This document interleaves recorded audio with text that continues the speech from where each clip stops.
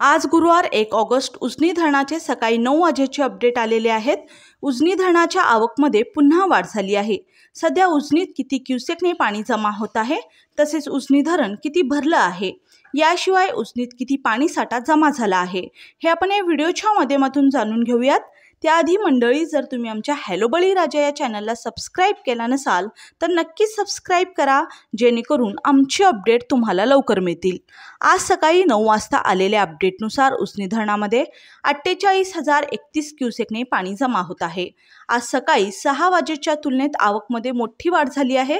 आज सकाळी 6 वाजता आलेल्या अपडेटनुसार उजनी धरणात 40,289 क्युसेकने पाणी जमा होत होते।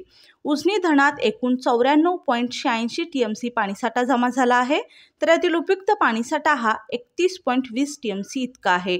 उजनी धरण सध्या 58.24% आहे।